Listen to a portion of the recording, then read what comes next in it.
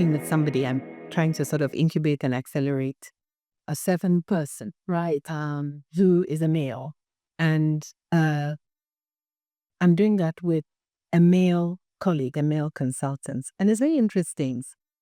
Even though I was the sort of project lead on it, the client always Defer to him. defers to the male consultant, always calls me by my first name, calls me Dzifa, but then calls the other guy uncle. And it's those subtle, it's sort of nuanced, efforts to minimize you.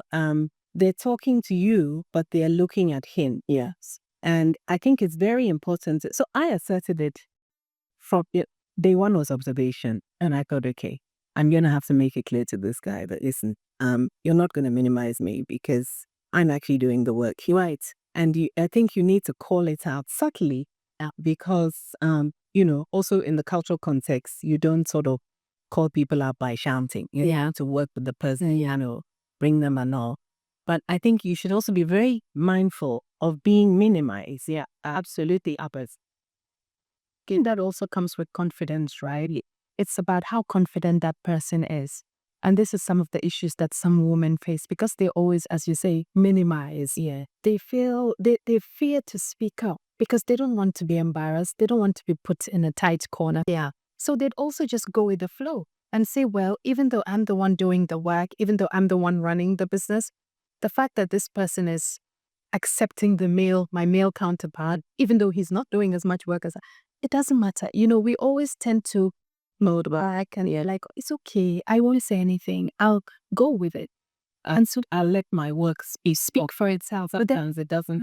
And the opposite is, like, from my perspective, when you are very confident and strong, you find yourself minimizing yourself in certain areas because there's an assumption that you shouldn't.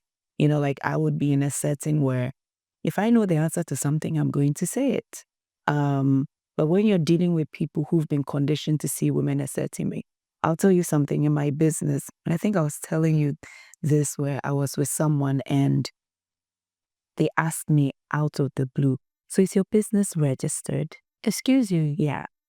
And thank you for that reaction, because at that point I was very, very offended. It changed, how I saw that person. But I found myself even thinking, maybe I'm not, I have to maybe not be so loud about who I am, not be so confident, not be so, because you're a woman. You have to remind yourself, it took a lot of working on, even as confident as I am, you find yourself in certain situations where you have to dim your light, But we shouldn't, because how do you get to the top if you are not? Men are loud about who they are. Men are brave when they are innovative and, I found this thing, but we find that we don't want to insult people. You don't want to be too intelligent. I don't know if you've ever been in a room where someone says, why do you always know the answer? Because I do. And what's wrong with that? I'm not shy. So it's like we're dealing, if you're too loud, Chimamanda said it best, you're either too much or not enough. But you have to find where you fit in and just be yourself in its truest form. But so there's people like you who now have to be able to speak up, to be able to help other women to understand that it's okay to speak up. Yeah. It's okay to have a voice. It's okay to step up and not just always just accept whatever's thrown at you because maybe you're shy or you think, oh, let me just sit in my corner. But this is where you have to speak up so that people understand that, look, it's okay for me to speak up.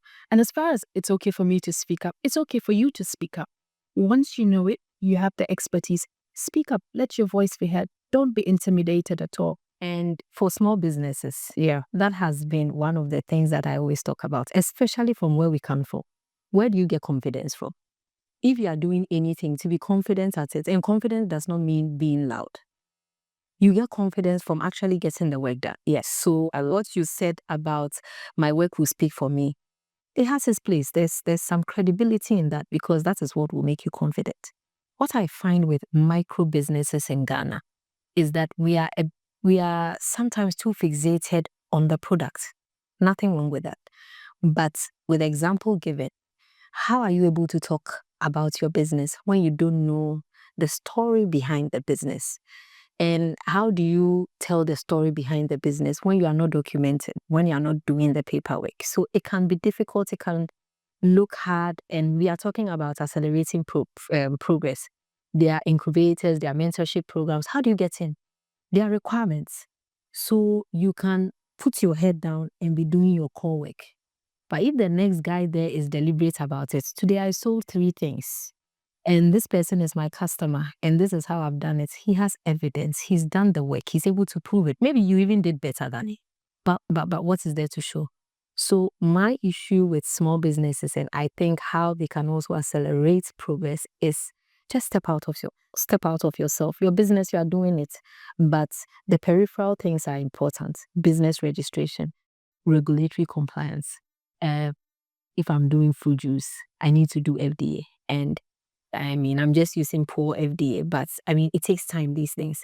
So you don't wait till the brink of when you have to prove yourself. That's when you are running all over. You don't look competent. You don't look confident.